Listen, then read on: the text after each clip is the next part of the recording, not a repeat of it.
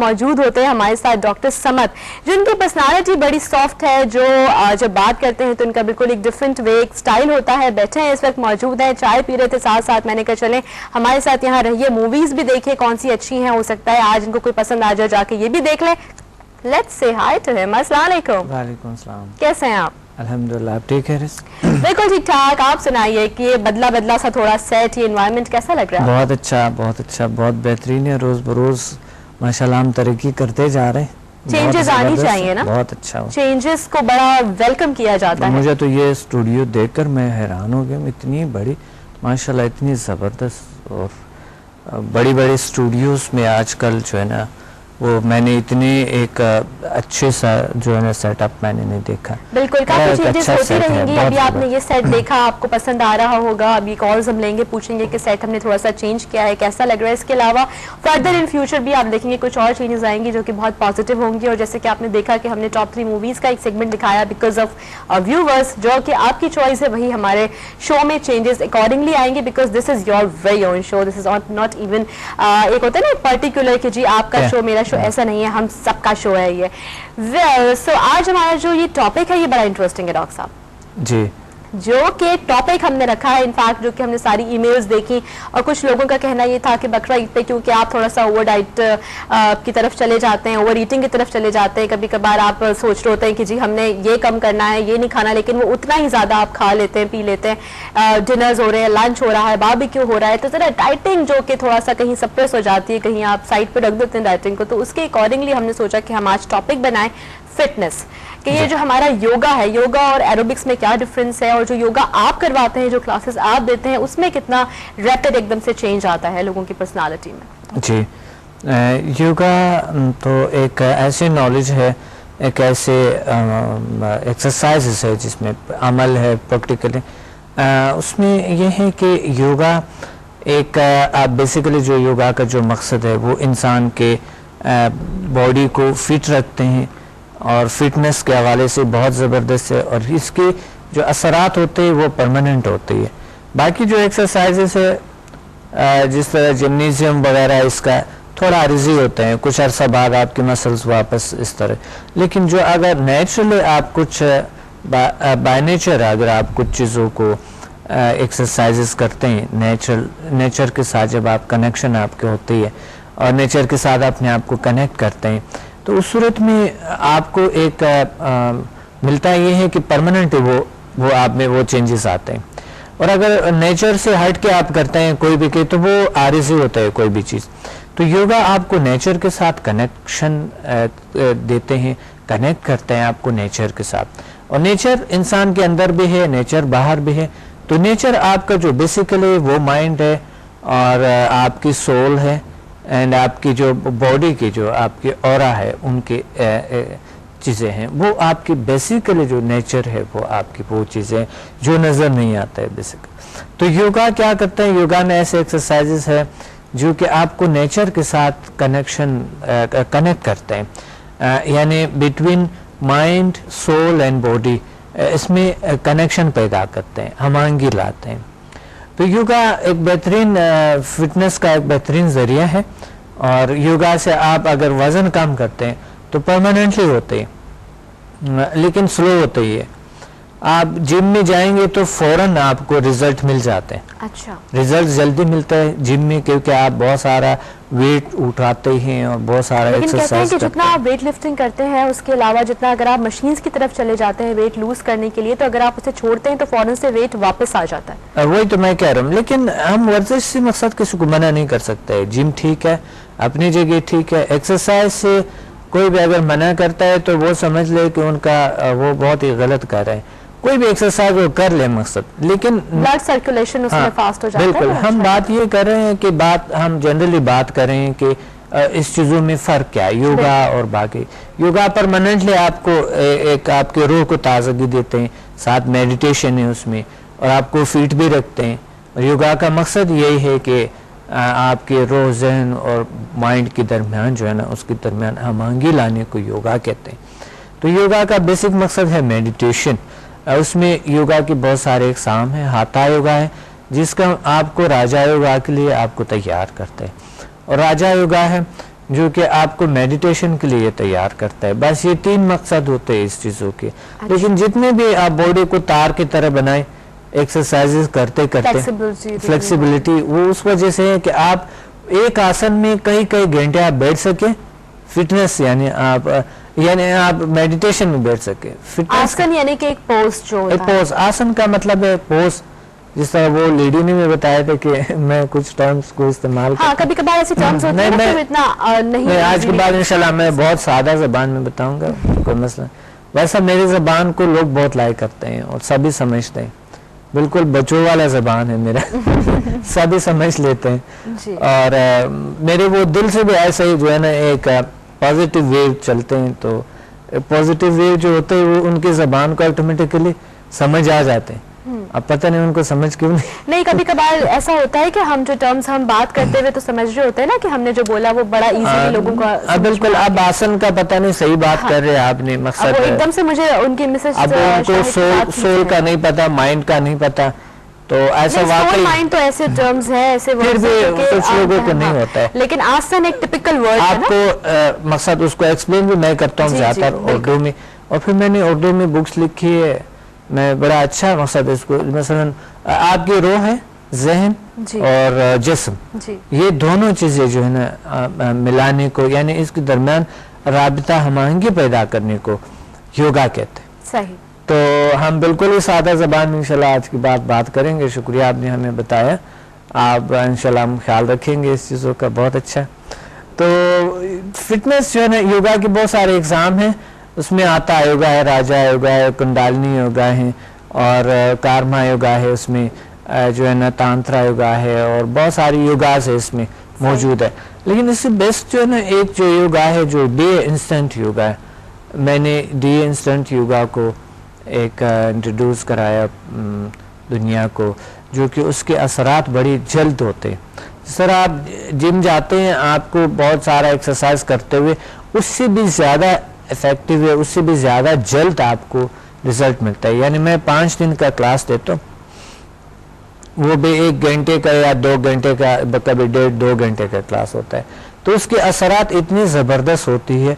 एक तो आपको फिटनेस में मिलता है, दूसरा आपको रिलैक्सेशन मिलता है, सुकून मिलता है, और आपको साथ साथ जो है ना वो उससे आपके रूह और जहन के दरमियान हमंगी पैदा करने की कोशिश होती है, और आपके जो एनर्जी सेंटर्स है, एनर्जी नदियाँ हैं, उनको एक्टिवेशन होते हैं उसके।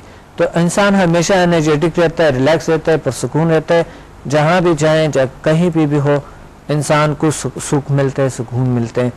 तो डे इंस्टेंट योगा जो है ना वो कहीं भी आप कर सकते हैं, किसी भी जगह की, आता आप बेड पे भी कर सकते हैं, आता आप सफ़र में भी जाते हुए कर सकते हैं, कहीं पे भी हो आप योगा कर सकते हैं। तो योगा की जो इक़साम है उसमें से मैंने कुछ एक्सरसाइजेस को लिए, उनका नाम डीए योगा मैंने रखा था। अच्छा। ये कोई 10 साल पहले की बात है जो मैंने डीए योगा का नाम रखा। उससे पहले मैं बचपन से मैं योगा करता आ रहा हूँ, ये एक्सरसाइज करता आ रहा हूँ। फिर मैं इंडिया गया था, इंडिया में मैंने काफ़ी योगा सीखा भी, योगा सिखाया भी। अच्छा। और मैंने फिर ये तो मेरा ख्याल है कि नेवर एंडिंग प्रोसेस है, आप थ्रू आउट सीखते रहें, डिफरेंट इसके स्टेजेस होते हैं, लेवल्स होते हैं। रेजिस में 1 लाख से ज़्यादा एक्सरसाइजेस है। हाँ। एक बुक्स है वागा दीगा, जो है बड़ी पुरानी बुक्स है योगा की, कोई 4,000 साल पुरानी की बात है। तो वो एक ऐसी बुक्स है जो कि उसमें लिखे हैं वो जो एक्सरसाइजेस है, यानी 1 लाख एक्सरसाइजेस है योगा में। लेकिन हम जो है ना कितना 1 लाख तो कोई इंसान कर नहीं सकता है, 1,000 भी नहीं कर सकता है कोई शख्स, 500 भी नहीं कर सकता। डॉक्टर साहब के जापानीज योगा अलग होता है, इंडियन योगा अलग होता है, अलग अलग आसन होते हैं, अलग अलग योगा कोई भी अलग नहीं होता है, बस उसके जो डिफरेंट तरीका अलग अलग होता है। जिस तरह मैंने अपना एक योगा का एक निज़ाम बनाया, डीए योगा। अच्छा जी, डीए इंस्टेंट योगा। आपने एक स्पेसिफिक टर्म मैंने अपने खुद अपना एक योगा बना दिए। तो हाँ, ये अगर पाकिस्तान के नाम से आप याद करेंगे तो जाहिर है जब दूसरे ममालिक में मुझे लोग देखते हैं तो वो कहेंगे पाकिस्तानी योगा। तो पाकिस्तानी योगा जो है डीए इंस्टेंट योगा है, जो कि दुनिया में फर्स्ट टाइम मैंने इंट्रोड्यूस कराया, वो पाकिस्तान के नाम से ही है। अच्छा, तो इस योगा में, इसके आसन में, इसके पोस्चर्स में, एक्सरसाइज में, तरीके में क्या डिफरेंस है अगर आप देखें इंडियन और जापानीज में, क्या आप किस तरह आप इसको डिफरेंशिएट? मैंने उसको कोई फ़र्क ख़ास नहीं, मैंने ख़ास आसन लिए जो कि इस माशरे, इस इन्वायरमेंट के मुताबिक सूट करते हैं। अच्छा। हर आसन हर किसी को सूट नहीं करते हैं, और हर आसन हर इन्वायरमेंट में सूट नहीं करते। अलग अलग वेदर है, क्लाइमेटिकल कंडीशंस बिल्कुल अलग अलग है। तो मैंने क्या किए हैं, जो वो आसन जिसमें पाकिस्तान में मैं कराता हूँ, तो वो ये इंस्टेंट योगा के जो कि सारा निज़ाम मैंने यहाँ के लिए, यहाँ की फिजिक अलग है। मसलन फिजिक्स जो अदर जो गोरों का फिजिक है वो अलग है, हमारा इंडियन अलग है, बिल्कुल हमारा इंडियन फिजिक बिल्कुल अलग है, बांग्लादेश का अलग है, ये यहाँ का पाकिस्तान का अलग है। इट्स पॉसिबल कि वो हर आसन हर एक की फिजिक को सूट कर जाए, वेदर के हिसाब से, निज़ाम के हिसाब से, आपकी लाइफस्टाइल के हिसाब से, आपके खाने पीने के हिसाब से, आपके साइकी के हिसाब से, क्योंकि स्किन के भी योगा होता है। बिल्कुल आपने योगा को तजवीज़ करना, स्किन के लिए अलग से, आपने बालों के लिए अलग है, हर चीज के लिए, के लिए अलग है, बहुत हर चीज के लिए अलग अलग, मसलन लाइंस आ जाती है उसके लिए अलग, बहुत जबरदस्त। लोग जो है ना, जिस तरह की आपकी जो है ना बाजू बड़े मोटे होते हैं कुछ लेडीज का, या थाइज बहुत मोटे होते हैं, या मतलब पेट बहुत ज्यादा निकल आते हैं, तो उसके लिए अलग अलग एक्सरसाइजेस हैं डी इंस्टेंट योगा में अलग अलग। फिर हर बीमारी के लिए डी इंस्टेंट योगा थेरेपी है, वो एक थेरेपी है, वो एक ज़बरदस्त जो है ना ट्रीटमेंट है, एक हीलिंग है जो आपको देते हैं, क्योंकि उसमें आपके हीलिंग होते हैं, आपके जो भी बीमारियां, जैसे शाइटिका पेन है आपको, या कमर के आपको प्रॉब्लम्स है, या कोई भी आपको कोई आइज की प्रॉब्लम है, उसके लिए क्या क्या कौन से, यानी ये ऐसा योगा है जो कि पूरा एक ट्रीटमेंट है, पूरा एक निज़ाम है हीलिंग का, जो आपको हील करता है, जो आपको बीमारियों से निजात देते हैं, इससे हील हो जाते हैं। तो डी इंस्टेंट योगा बहुत ही अरसे से मैं पाकिस्तान में करा रहा हूँ। अभी अल्हम्दुलिल्लाह इनके हज़ारों स्टूडेंट है जो मैंने योगा को सिखाया उनको, और बड़े अच्छे बेहतरीन रिज़ल्ट्स है उसके, और ये एक हफ्ते के अंदर अंदर यानी आपको रिज़ल्ट दिखाते हैं, आपको रिज़ल्ट मिलते हैं उससे। पहले दिन जब आप योगा करेंगे तो भी कुछ एनर्जी नदियों को, कुछ एनर्जी आसन्स होते हैं। डी इंस्टेंट योगा में शुरू में 4 एनर्जी आसन्स हैं, जो कि 4 एनर्जी आसन मैं कराता हूँ, जिससे आप रिलैक्स हो जाते हैं, वार्म अप होते हैं आपके, और रिलैक्सेशन मिलता है, सुकून मिलता है आपको। तो वो आपको तैयार करता है शौक से अगली एक्सरसाइज के लिए। तो फिर अगले एक्सरसाइज जो है ना, वैसे एक्सरसाइज है जो आपकी 640 मसल्स, यानी बॉडी का जो 640 मसल्स है उनको एक्सरसाइज देते हैं। ठीक है डॉक्टर साहब, इसको यहीं से कंटिन्यू करेंगे। इस वक्त हम जा रहे हैं एक छोटी सी कमर्शियल ब्रेक की तरफ। Yes, we are back after the break, और हम बात ये कर रहे थे कि किस तरह से आप योगा के जरिए अपने आप को फिट रख सकते हैं। प्रॉब्लम थोड़ी सी होती है वो इस लिहाज से कि थोड़ा सा जो टाइम प्रोसेस होता है वो स्लो होता है। अगर आप कंपेयर करें कि अगर आप एरोबिक्स कर रहे हैं तो वहाँ वेट एकदम से डाउन होता है, लेकिन योगा में जो आप एकदम से अपना वेट लूज करते हैं तो वो फिर वापस नहीं आता, और बड़ा फिट आप अपने आप को फील भी कर रहे होते हैं, बहुत फ्रेश स्किन हो जाती है, और उसके साथ साथ ब्लड सर्कुलेशन क्योंकि बहुत फास्ट हो जाता है, अच्छा हो जाता है, आपका मूवमेंट्स इतनी होती हैं इसमें, डिफरेंट आसन में, डिफरेंट पोजेस में, पोस्चर्स में, तो आपके बाल बड़े अच्छे हो जाते हैं इससे। बिल्कुल, बहुत ज़बरदस्त बात की आपने। एरोबिक्स जो है और स्विमिंग, ये भी अच्छे, डांस किसी जो वज़न कम होता है तो भी तकरीबन ज़्यादा टाइम रहते हैं, लेकिन जो हम वेट लिफ्टिंग वगैरह इस तरह के अगर हम करते हैं, असल में उससे भी वज़न तो तकरीबन बरकरार रहता है, लेकिन आप अगर कंटिन्यू रखिए तो एक्सरसाइज वहाँ पे प्रॉब्लम आ जाती है। बिल्कुल, एक्सरसाइज कोई भी आप छोड़ेंगे तो प्रॉब्लम तो वापस जरूर आएंगे, क्योंकि आप एक्सरसाइज नहीं, वापस मसल्स उसी हालत में जाते हैं। लेकिन ये है कि हमारी जो अंदरूनी सलाहियतें हैं, जो आपकी माइंड है, सोल है, उसको उनको अगर एक्टिवेट करेंगे, उसको अगर एक्टिव रखेंगे तो आपकी वजन होना नहीं देते हैं वो आपके वजन को कभी यानी वो नेचर के साथ जब आपको कनेक्शन होते हैं, फिर आप जो मर्जी खाएं, जो मर्जी कर ले, लेकिन फिर भी डाइटिंग एक बहुत ज़रूरी चीज़ होती है कि आप डाइट का ख्याल रखें। सबसे वज़न जो बढ़ते हैं ज़्यादातर खाने से बढ़ता है। अच्छा डॉक्टर साहब, it's not about dieting, it's actually about how to maintain और how to take care of your diet. मतलब जो आप खा रहे हैं उसमें थोड़ा सा कॉन्शियस हो जाए, मतलब आप सब कुछ खाएं लेकिन थोड़ा थोड़ा खाएं, थोड़ा थोड़ा खाएं, बेशक 4 टाइम खाएं, 4 टाइम बेशक खाएं, कमी ना लें। अगर आप 2 टाइम खाएं तो वजन और बढ़ जाता है। हाँ, एकदम से भूखे होने के बाद ना एकदम से वो एक टाइम आपके अंदर जो है ना वो जो भूख वाली सेल्स होते हैं तो वो एकदम डिलीट जाता है। हाँ। अब मैं सादा जबान में बताऊंगा कि वो जो भूख वाले जो सेल्स होते हैं वो आपके एकदम वो जज्ब कर लेते हैं और फिर वो जो है ना आपके वजन ऑटोमेटिकली बिलखुसूस पेट निकलना शुरू होता है। बिल्कुल, और ये भी कहा जाता है कि जब आप रात का खाना लें तो कम से कम भी 3 से 4 घंटे सोने का और खाने का आपका एक गैप होना चाहिए, ताकि वो आपका मेटाबॉलिज्म सिस्टम पे कोई नेगेटिव इम्पैक्ट ना आए। अगर आप खाते ही सो जाएंगे आधे 1 घंटे के अंदर अंदर तो फिर वो वेट एकदम से गेन हो जाता है। रात को जो भी कुछ खाएं तो वो उससे वजन बढ़ते हैं, लेकिन अगर आप सब्जी लें, कुछ ऐसी चीज़ें लें, हल्के से गज़ा लें या दही जिससे आपने मकसद वो मलाई उतार दी ऊपर से और वो आप लें तो एक बड़े अच्छे आपको सुकून की नींद भी आ जाते हैं और साथ साथ जो है ना हल्कापन जब आपको महसूस, आपके सांस बड़े अच्छे हो जाते हैं।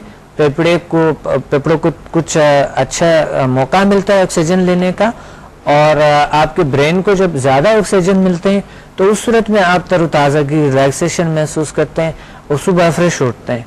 जब आप बहुत ज़्यादा मरगन ग़िज़ाएँ खाते हैं, ठीक है, उससे नींद तो आ जाता है लेकिन नींद में बेचैनी भी होती है, सुबह फिर आप फ्रेश उठ भी नहीं सकते, हैवी फील होने लगता है, ये बात है। हाँ। और अगर आपने हैवी ग़िज़ा लेना है तो वो आप दोपहर को ले लो। अच्छा। लेकिन फाइबर वाले जितनी ज़्यादा फाइबर हो हाँ। वो ग़िज़ाएं लेनी चाहिए इंसान को। फाइबर आपको देखे सेब में आपको मिलते हैं, फल में, ज़्यादातर सब्जियों में आपको फाइबर्स मिलते हैं, दाल में मिलता है, काली चनों में मिलते हैं आपको। और काले चने तो कहते हैं कि फुल ऑफ एनर्जी होते हैं, अगर आप अपनी वो एक डाइट में भी रख लें फुल ऑफ एनर्जी है। हाँ। और वो बहुत अच्छे हैं क्योंकि वो आपकी चर्बी को नहीं बढ़ाते हैं, वो बर्न करते हैं आपकी जो जितने भी फैट्स हैं उसको बर्न करने की कोशिश होती है उसमें। कई ऐसी फैमिलीज होती है डॉक्टर साहब जहाँ पे काले चने मस्ट होता है, डाइनिंग पे उनके जरूर रखा हुआ होता है, चाहे वो बॉईल किए हुए हों चाहे वो मसाले वाले हों, लेकिन काले चने मस्ट, स्पेशली लाहौर साइड पे काले चने लोग बहुत लेते होते हैं। असल में रिज बात है कि अगर आप दिन रात खाते हैं तो वो भी एक मसला है, जाहिर है आपके मसल्स तो, लेकिन खाने का एक टाइम हो, हर वक्त खाना, ये एक बहुत बड़ा मसला है। ये आपको एक बहुत बड़ी समस्या, बड़े प्रॉब्लम्स की तरफ आपको ले जाते हैं। खाने के लिए जीना नहीं चाहिए, जीने के लिए खाना चाहिए। बिल्कुल बिल्कुल, ये तो बातें हैं कि लोग जो है ना खाते रहते हैं घर में बैठ के, कभी फ्रिज खोला, कभी कहाँ से किचन गए, कहीं उधर उधर से घूमते रहते हैं घर में, तो साथ साथ खाते रहते हैं, कभी फ़ोन पे बात करते हैं या साथ ही जो है ना टीवी ऑन करते हुए, तो ऐसे चीज़ें ले लेते हैं। जिस तरह आजकल जो ज़्यादातर सर्दियों का टाइम है तो ड्राई फ्रूट्स लोग ले लेते हैं, उससे बहुत ज़्यादा वजन, कुछ चीज़ों से बहुत ज़्यादा सर्दियों के बाद पता चलता है कि वैसे ही बढ़ जाता है, तो बहुत एहतियात करने। फिर साथ साथ कॉफ़ी, साथ पिछले प्रोग्राम में हमने कॉफ़ी पे बात किए थे, वो चीनी आप इतना ले लेते हैं, फल से कुछ आपको जो है ना वो चीनी मिलते हैं, किसी और चीज़ मीठा मिलते हैं, कई और चीज़ों से जो भी आप इतने मीठा दिन को ले लेते हैं कि वो आकर आपके जो पेट के लास्ट हिस्से पे है ना वो चर्बी बन जाते हैं, और वो चर्बी जब बनते हैं तो वो फिर ऐसा ऐसा बढ़ते जाते हैं